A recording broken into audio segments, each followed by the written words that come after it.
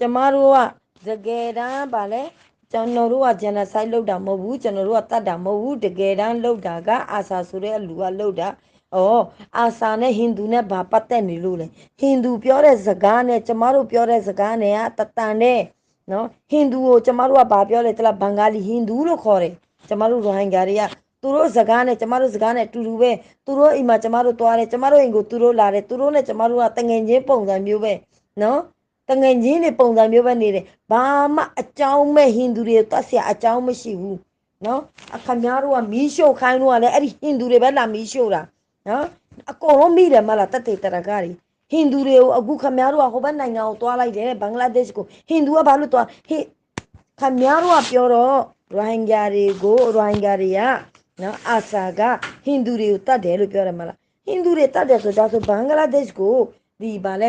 ရိုဟင်ဂျာတွေကတတ်တယ်လို့ပြောရဲဆိုရင်ဘင်္ဂလားဒေ့ရှ်ကိုဘာဖြစ်လို့တွားရလဲဒီဟိန္ဒူတွေကဘာကိစ္စတွားရတာလဲဟမ်ခမရတို့ဘာတာခမရတို့လေနားလဲပြီးတော့ပလန်ဆင်ပြီးတော့ဒီဟိန္ဒူ400ကိုဟိုဘက်မှာပို့ထားတယ်ပြီးတော့ဟိုဘက်ကဟိန္ဒူတွေဒီဘက်ကိုပြန်ပို့တယ်ပို့ပြီးတော့ခမရတို့အယောင်းဝယ်လုပ်နေခမရတို့ကကျမတို့ရဲ့အတွင်းထဲမှာဘာတွေဖြစ်နေလဲဆိုတော့နိုင်ဖို့အတွက်ဒီဟိန္ဒူတွေတတ်တယ်လေဘာလေးညာလေးကျမတို့နဲ့ဟိန္ဒူနဲ့ဘာမှရန်စားမရှိဘူးမတိုက်နဲ့ခမရဘာမှအိန္ဒိယနဲ့ကျမတို့နဲ့တိုက်ဖို့မကြိုးစားနဲ့နော်အဲ့ဒါခမရတို့ပြန်လက်တိုက်တာဟိုတနေ့ကလည်းပဲဘင်္ဂလားဒေ့ရှ်မှာဟိုဗာလဲဗမာရီယာဟိုမှာဗမာမောက်တွေကဝင်ပြီးတော့ဟိုမှာခရစ်ယာန်ဗာလဲဟိုနေ့မှာဗာလဲနယူးယောက်မှာဟမ်သူတို့ကသူတို့ဟိုမှာပါတီလုပ်နေတာလားဗာလုပ်နေတာအမခုံမှာချီးတွေလားပိန်းတွေလားမောက်ပြီးတော့ဟာအစားလာလို့ရတယ်အစားလာလို့ရတယ်ခမရတို့မရရတဲ့နီးနဲ့ကျမတို့လူမျိုးတွေကိုလည်းအမျိုးမျိုးတိုက်ပြီးတော့လေရတဲ့နီးနဲ့အမျိုးမျိုးတိုက်ပြီးတော့တပ်ဖို့ကြိုးစားနေတာတလားကျမတို့ကခရစ်ယာန်နဲ့လည်းပြဿနာမရှိဘူးဟိန္ဒူနဲ့လည်းပြဿနာမရှိဘူးတရုတ်နဲ့လည်းပြဿနာမရှိဘူးခမရတို့နဲ့ပဲကျမတို့ပြဿနာရှိတာခမရတို့နဲ့လည်းကျမတို့ပြဿနာမရှိဘူးခမရတို့ကကျမတို့နေတဲ့နေရာကိုလူလို့ပြဿနာဖြစ်နေတာနမင်းကျမတို့နဲ့ခမရတို့နဲ့ဘာမှအသက်လူကြီးဘာမှပြဿနာအကြောင်းမရှိဘူးआरा खुद हिंदू ले रहे बोले आरा आसाई बोले हिंदू रे मजे बोले हिंदू रे मारे ला कला हिंदू ये कला उड़ीसा यार क्या बांग्लादेश से जावजे हैं हिंदू ले आरा ले की दुश्मन आसे देने की क्रिश्चियन आरा ले दुश्मन आसे देने की हैं हिंदू ले आरा ले आजा ये गोरी गोरमा से बोड़ा बिड़ी गोरी हैं आरा ले खाना दुश्मन है हिंदू ले आरा ले हर नगन आरा ले हिंदू ले बाजा दर गए नोले क्रिश्चियन ले बाजा दर गए हैं नोले सीना ले बाजा दर गए तो आरा 20 साल ने को जो तुम्हारा ले भी आरा दुश्मन आसे दे तुम्हारा ले आरा तू दुश्मन नहीं तुम्हारा आरा ताकि दे जागारे आरा गुंजे दे जागारे खारी लवाला दे तला बोली तुम्हारा ला जाए दुगु होता हुआ दे नोले तुम्हारा ला आरा ले दुश्मन नहीं तुम्हारा बात तुम्हारा हो दे आरा बात आरा है दे खमेरो टमीन खमेरो सारा चमारो टमीन चमारो सारा खमेरो शियाले चमारो मुल्लू चमारो शियाले खमेरो मुल्लू ने डाबे प्यो जी ने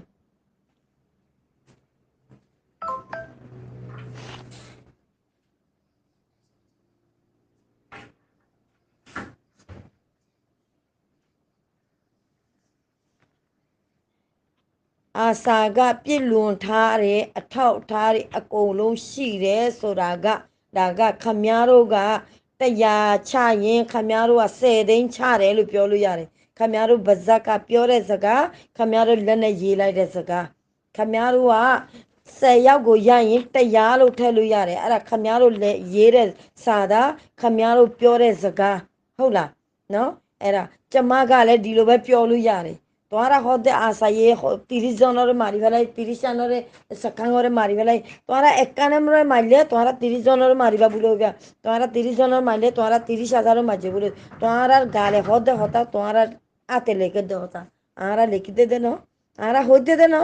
आरा हो जारी दे देनो तुम्हारा तू जिंदला झूठा को तुम्हारा जिंदला झूठा करो दे तुम्हारा होता आरा बिशा को तने की तुम्हारा एनी तो मिसा होता होते जाता को हमारो जगह युवा माला ခမရတို့ဒီတိုင်းလဲလိန်နေတဲ့လူဒီကဘာလုံးကတိနေတာပဲလိန်နေတာဘလို့ပေါ့တင်လိန်နေလဲဆိုတာ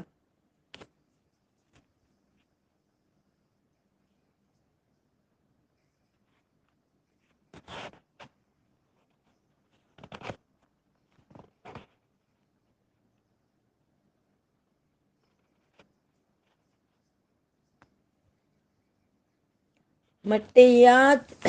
ကိုယ်နိုင်ငံမှာဖြစ်တဲ့ကိစ္စကိုယ်နိုင်ငံမှာရှင်းရမယ့်ကိစ္စဒါကိုမတရားကျူးလွန်ပြီးတော့လာပြီးရှင်းပေးနေတာအဲ့ဒါတွေကခမရတို့ခေါ်တာတရုတ်တွေကိုခမရတို့ခေါ်နေတာဂျပန်တွေကိုခမရတို့ခေါ်နေတာ နော်ဟိုဗာလေအိန္ဒိယကိုခမရတို့ခေါ်နေတာအခုဖိလစ်ပင်ကိုခမရတို့ခေါ်နေတာနော်အင်္ဂလိပ်နိုင်ငံအင်္ဂလိပ်တွေခမရတို့ခေါ်နေတာကျမတို့ခေါ်နေတာမဟုတ်ဘူးကျမတို့ကအကူအညီတောင်းနေတာကဲပါအောင်လောက်ကြပါအောင်ကဲကြပါအောင်ဆိုပြီးပြောနေတာသိပြီလားအာရမာတာဒနောစီနေစီနာတီနာမီနာပါဟင်းပြကူတော်ရတာဟောတယ်ရတာခိုက်တယ်နော်bijone ara deshati bole ara deshe gutora ayer bole dusara deshe ayer bole gader gaide ara itarare dahide no ara hode ara madad goro ara basa khone basa ara mari bala hari bala dori bala hode ara bijone itar ara meherbani kordi इतना इंसान दिल दे तो लबुली अरे आरारे मेहरबानी करते अच्छा मिस यानी खंडीला रहमत दिल वाला ही बारा आरा माडा के लिए सलूट करा बुरीबो माडा का बुरीबो ही बारा लबुली जानती अरे दुखुन आरा हम करी कोई शुक्र अल्हम्दुलिल्लाह गंबिया देश मजे दुखुन आरा खुशी कर दिया शुक्र अल्हम्दुलिल्लाह अमेरिकन देश आज राजा ये दोनों थोड़ा ये आरा माती उठते दिया ना शुक्रिया no सिंगापुर देशर आदासे मलेशिया राजा आदासे सऊदी अरेबिया राजा हर देशामध्ये आरारी जे गुण ब्यागुने आराला बोली माती उठते ब्यागुनरे आरातून लाख शुक्रिया जेजुटीने चमारू कोलंगू हाँ दिनी अमेरिका दोनों चिमला मलेशिया प्राइम मिनिस्टर महादेव चिमला सिंगापुर चिमला बांग्लादेश का चिमला नबीरो वाले इंडोनेशिया चिमला तुर्किया चिमला सऊदी अरेबिया चिमला अकोलोंगो चमारो वेलकम बे चेजू एजेंटेने thank you very much Bapsi लोले चमारो हेल सोबिरा चमारो प्योर एट चमारो कुंजीवा प्योर एट चमारो कुंजीरा चमारो लो कुंजी मैंने खम्या ओगु गन्नाट को लाकाई ला डाने खम्या गु ठाई ने गन्नाट गांव लाकाई ला डाने खम्या वालों में हाँ लो जबाऊं के जबाऊं सो भी लो मावे हैं तोरे उगो क्या रहे हो न मतलब तू की हो भी ओ मारे मोरे हॉरर क्या रहे हॉरर दे अयो मोरे मदद करो अरे ये मदद मगी दे री यान की गलत गजी दे बा मारा ले खम्यारो दिलाओ म्यो ने टाइटोन रे बेनंगा मया बेनंगा मा ပြောလို့မနိုင်ဘူးကျမတို့လည်းပြောလို့မနိုင်ဘူးအဲ့တော့ကျမတို့အကူညီသူများအကူညီယူရတယ်လေဒါမားသလားခမရတို့ကဘုရုအကူညီယူနေလေဟမ်ခမရတို့စတာအကုန်လုံးခမရတို့ကုန်စတာ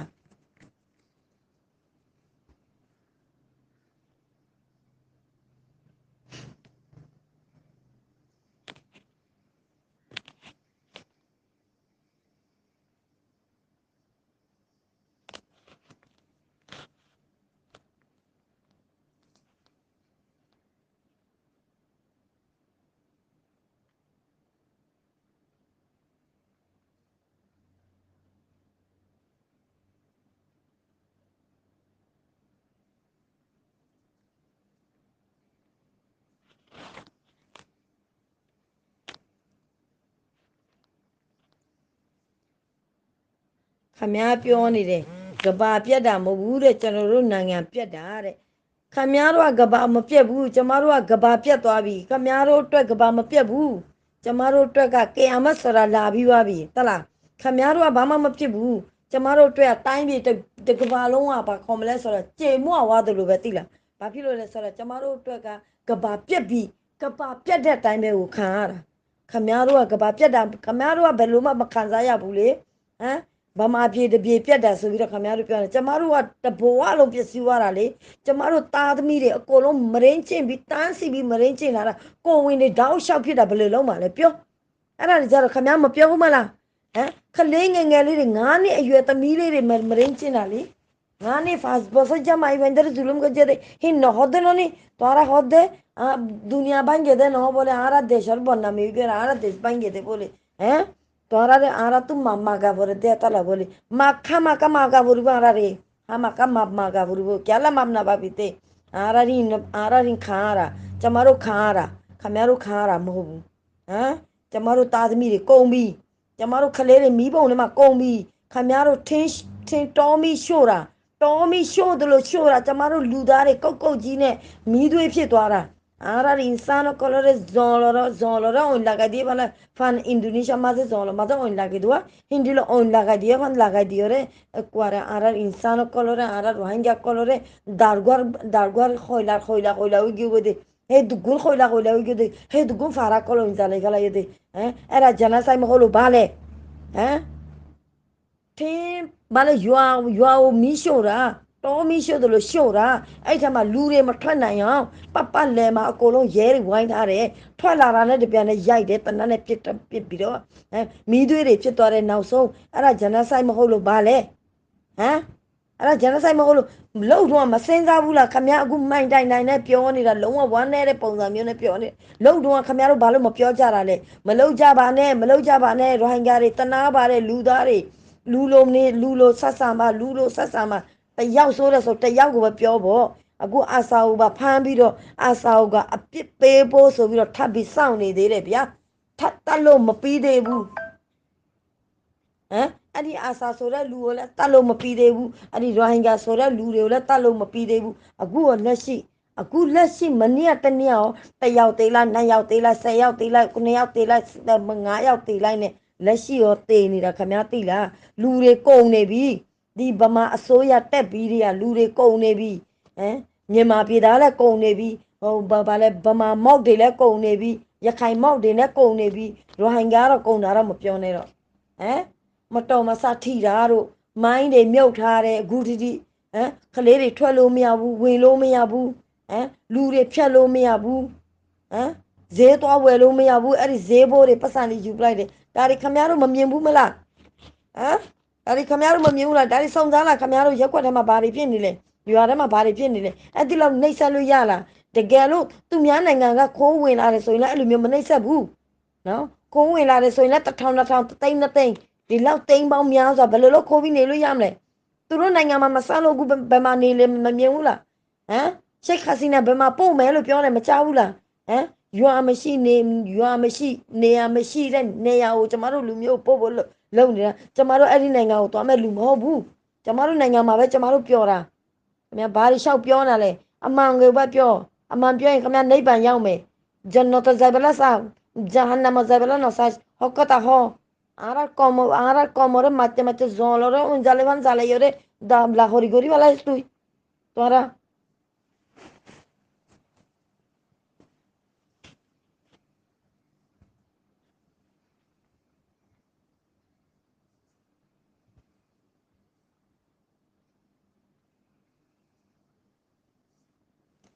ကျမတို့ပြောချင်တယ်အများဆုံးကောင်းမွန်ခင်ဗျားတို့ပြောတယ်ကျွန်တော်တို့နိုင်ငံကဆုံးရှုံးဖို့ရှိတယ်မြင်ရတယ်အဲ့ဒါဆိုရင်လွယ်လေးအကိုလွယ်လေးကျမကလည်းအကိုလိုပဲရိုးလူတယောက်အကိုလည်းရိုးလူတယောက်ကိုပဲကျမကတော့အကိုပြောနေတာရိုးလူတယောက်လိုပဲမှတ်ကျမတော့ဘယ်လူကြီးအိုမှလူကြီးလို့မမှတ်ဘူးရိုးပဲခင်ဗျားလည်းနှလုံးသားနဲ့လူကျမလည်းနှလုံးသားနဲ့လူကျမတို့ခါရတဲ့လူဆိုတော့ကျမတို့ကတော့ပြောချင်တာပြောမှာပဲအဲ့တော့ကျမပြောမယ်ပထမဦးဆုံးအချက်ကကျမတို့ရိုဟင်ဂျာတွေကိုထောင်ထဲမှာထည့်ထားတာဗမာပြည်တပြေလုံးမှာအချုပ်ထဲမှာထည့်ထားတာတွေအကုန်လုံးလူငင်းချမ်းသာကိုချက်ချင်းပေးလိုက်အေးစိတ်အစဉ်ပြေသွားမယ်ဒုတိယချက်ကရိုဟင်ဂျာဆိုပြီးတော့ပေးလိုက်နော်ဘာမှခင်ဗျားတို့အတွက်မနစ်နာဘူးကျမတို့ဘာသာကျမတို့ဘာနာမည်ပဲပေးကျမတို့နာမည်နော်ကျမတို့နာမည်ကလဲကိုကလဲမခေါ်လို့ဘာခေါ်မှာလဲခရစ်ယာန်ကိုခရစ်ယာန်မခေါ်လို့ဘာခေါ်မှာလဲဗမာကိုဗမာမခေါ်လို့ဘာခေါ်မှာလဲမောက်ရခိုင်ကိုရခိုင်မခေါ်လို့ဘာခေါ်မှာလဲမလေးကိုမလေးမခေါ်လို့ဘာခေါ်မှာလဲရိုဟင်ဂျာမခေါ်လို့ဘာခေါ်မှာလဲဘင်္ဂလားကိုဘင်္ဂလားမခေါ်လို့ဘာခေါ်မှာလဲဘင်္ဂလားကိုကျမတို့သွားပြီးစကားပြောတယ်ဆိုဘင်္ဂလားဒေ့ရှ်ကဒီလောက်သတင်းပြောတဲ့မိမတွေမပြောဘူးလားမကြားနေဘူးလားခင်ဗျားတို့သတင်းပြောတဲ့မိမတွေရိုဟင်ဂျာတွေကိုဒီလိုလှုပ်လိုက်တာရိုဟင်ဂျာတွေဒီလိုလှုပ်လိုက်တာရိုဟင်ဂျာတွေကဘယ်လိုခံစားနေရတာရိုဟင်ဂျာတွေစားဖို့မရှိဘူးတောက်ဖို့မရှိဘူးရိုဟင်ဂျာတွေသွားဖို့အတွက်သူတို့စီစဉ်ပေးနေတယ်ဘာလို့ပြောတာလဲသူတို့လူမဟုတ်လို့မလားသူတို့ဘာသာစကားကိုမပြောလို့မလားခင်ဗျားတို့ဒါလေးတော့မစဉ်းစားတတ်ဘူးလား no idea မရှိဘူးလားအဲ့တော့ကျမတို့နာမည်ကိုကျမတို့ပေးလိုက်နော်ကျမတို့ရဲ့ယူထားတဲ့ဟာတွေလူပြီးတော့ဘာလဲနှမျိုးလူမျိုးနှမျိုးလုံးဒီဘာလဲမော့ရခိုင်နဲ့ခင်ဗျားတို့ဗုဒ္ဓဘာသာနဲ့နှမျိုးလုံးရောပြီးတော့ယူထားတဲ့စီးစိမ်တွေနွားတကောင်ကိုနော်ကူဘာနီအင်းနဲ့အမဲသားအင်းနဲ့လာမယ်ဆိုရင်အခု15သိန်းလောက်ရှိတယ် နော်အဲ့ဒီကရိုဟင်ဂျာတွေကနွားတစ်ကောင်ကိုကြီးအောင်လုပ်တာတနစ်တိတိကျွေးပြီးမွေးထားတာနွားတွေအသက်လူကြီးဆွဲပြီးတော့ယူသွားလိုက်တာကြက်တွေဆွဲသွားလိုက်တာဟမ်ခင်ဗျားတို့တရောင်းစားအလုပ်တွေလုပ်သွားတဲ့ဟာတွေလေအကုန်လုံးပြန်ဆက်ခိုင်းလိုက်နော်အိမ်တစ်ခုတစ်လုံးစောင့်ဖို့အတွက်နဲတဲ့ပတ်စံမဟုတ်ဘူးလို့တာဟမ်ပြီးတယ်နော်အရန်ပြီးတယ်တတ်တဲ့ဟာတွေကြတော့လုံးဝဗီဒီယိုမထုတ်ဘူးနော်ဒါပေမဲ့ထုတ်တဲ့လူကထုတ်သွားလိုက်ပြီတက်လားအရန်ပြီးတယ်အခုတိမီးရှုံနေတော့ဆိုတာခင်ဗျားတို့ကကျွန်တော်တို့နိုင်ငံဆုံးရှုံးတော့မယ်ဆိုတာပြောနေအခုတိရက်သေးလားရက်ဖို့အမိတ်ပေးလိုက်တော့လေအမိတ်ပေးလိုက်အေးစိတ်ဖြစ်သွားမယ်ကြည်အေးမယ်အကုန်လုံးကြည်အေးလိုက်ကြကျမတို့အားလုံးလူသားတွေလူပြေမှာခဏတွက်လာတာမောင်လေးတို့ညီမလေးတို့အမတို့အတော်တို့ဝင်ကြီးချုပ်တို့တမရာတို့အကုန်လုံးကိုကျမတို့ပြောချင်တာကျမတို့ဒီလူပြေမှာခဏတွက်လာတာပါကျမတို့မွတ်စလင်တွေကိုပဲမစော်ကားကြပါနဲ့နော်ကျမတို့မွတ်စလင်တွေကဘယ်သူမှဒုက္ခမပေးပါဘူးအသက်လူကြီးကျမတို့ရှိရပဲပလီတွေလာယူပလိုက်တယ်ပလီတွေချိုးပလိုက်တယ်ပလီထဲမှာဝင်ပြီးတော့ဓမြတ်ပါလဲဟိုဓားတွေဒုတ်တွေထားတယ်ဆိုပြီးတော့တနတ်တွေထားရတယ်ဆိုပြီးတော့လာကြည့်တယ်တကယ်ကြည့်တော့ဘာမှမရှိဘူးကျမတို့ចောင်းစာအုပ်ရဲ့ပြောတဲ့အတိုင်းပဲကျမတို့ကအသက်ရှူသွားနေတယ်ကျမတို့ចောင်းစာအုပ်ကအလောက်ရှင်မြတ်ကရေးပြီးချပေးလို့ကျမတို့ဒီဟာကိုပဲဖော်လို့လုပ်တာဘာဖြစ်လို့ကျမတို့ဒီလောက်အမြင်အထင်သေးပြီးတော့ကြည်တာလဲဘာဖြစ်လို့ဒီလောက်ကျမတို့အထင်သေးတဲ့မျက်လုံးနဲ့ကြည်တာလဲကျမတို့ကဗုဒ္ဓဘာသာဖြစ်တယ်ဆိုရင်ခင်ဗျားတို့ဒီလောက်နှိမ့်ဆက်မလားကျမတို့တွေဟမ်ကျမတို့ဖယားလိုင်းခင်ဗျားတို့ဖယားလိုင်းကျမတို့ကနောက်ဆုံးရထားတဲ့ဖယားစာကျမတို့ကနောက်ဆုံးကိုအလာခေါ်ထားတာကျမတို့ကနောက်ဆုံးပွင့်တဲ့တမန်တော်ကိုကျမတို့ကဗာလဲဟိုနေလောက်တာလေးစားတာကျမတို့အလာကိုကိုးကွယ်တာကျမတို့ကဟမ်ဘာဖြစ်လို့ကျမတို့ဒီလောက်ရန်စလုပ်နေလဲကျမတို့ဗမာကပြားဗမာမွတ်စလင်တွေကပြားတွေတဲ့မပုံနေနေဂုတိမပေးသေးဘူးအခုတိနှိမ့်ဆက်နေတော့မယ်သူတို့ဗမာအပြင်မှာရှိတဲ့လူတွေရောဘယ်လောက်နှိမ့်ဆက်လဲဆိုတာခင်ဗျားတို့မသိလို့နော်ကိုစီကြိတ်ပြီးတော့ခံနေရတာနော်ကိုချင်းစာနာပြီးတော့လူလိုမျိုးပဲအကုန်လုံးသုံးသပ်သွားပါလို့ကျွန်မမေတ္တာရက်ခံပြီးပြောခြင်းတယ်ဒါတွေကကျွန်မပြောတဲ့ဟာတွေအားလုံးအမှန်တရားတွေကြီးပဲအကုန်လုံးပြောသွားတာအကုန်လုံးအမှန်ဘက်ကရက်ပေးပါအမှန်ဘက်ကပြောပေးပါအမှန်ဘက်ကပြောရင်အလောင်းရှင်မြတ်ခင်ဗျားတို့အမြဲတမ်းစောင့်ရှောက်မယ်ဖယားသခင်အမြဲတမ်းစောင့်ရှောက်မယ်အမှန်ကိုအမှန်တိုင်းပဲပြောသွားပေးပါနော်အမှားမပြောကြပါနဲ့ငရဲကိုကြောက်ကြပါအားလုံးမှာဖျားရှိတယ်အားလုံးရဲ့ဖျားကိုကြောက်ကြပါကျမတို့ကတော့စန်းစာကျမတို့လူမျိုးအယောက်ပါလဲတိမ်ပေါင်း40ရှိတယ်မလားအဲ့တိမ်ပေါင်း40လုံးစန်းစာအုပ်ကိုခေါင်းပေါ်မှာတင်ပြီးပြောလို့ရတယ်ကုရ်အာန်စာအုပ်ကိုခေါင်းပေါ်မှာတင်ပြီးပြောလို့ရဒါဒီကျမတို့နိုင်ငံနော်आरर इंसान कल आरर रोहिंग्या बाइबल कल आरर एदुकुल कौम से आरर अल्लाह हुकुमानी आरर कौम 40 लाख कौम में हर तरफ तीन आरर कुरान और माता लोले होवे जुंदे आरर अल्लाह रे आरर आदर गोरी आरर कुरान और माता लोले होवे जुंदे यान आरर देश यान आरर होइदे जाय जगह आरर इधर रोहिंग्या बुली और आरर यान होवे जुम तो आरर होई बारी बाने आरर होवे जुम हम आका आरर हिंदला होयुम इंशाल्लाह आरा हिंदीला खोयो तो आरा दुनिया रे दाखाइम ओबायान ओबोइनान ओ मा बाबा कल जेफुनो हिते शेगोरीबा वीडियो इबारे शेगोरीरे ओन तारा गो पार्टी गोरीरे कुरान जे दुगुन आरा माता लोयोरे दाहायुम दुनिया रे दाहायुम अल्लाह रे तारीख गोजुम अल्लाह रे आरा माता रे तुलियर होंदे या अल्लाह जगायान आरा तोरा तू फदार गोरीबे समाजे जगायान मजा आरा होइदे या नारा जगा आरा इधर रोहिंग्या कौम आरा इधर रोहिंग्या जाति आरा इधर टाइंदा म्यांमार टाइंदा no arkandi cemaru nanya arkandi cemaru nia no arkanga rohingya lumyo muslim bada da be pyo chin ne assalamu alaikum wa rahmatullahi wa barakatuh ba musu mara shin khun lo ba alon mingla ba da be pyo chin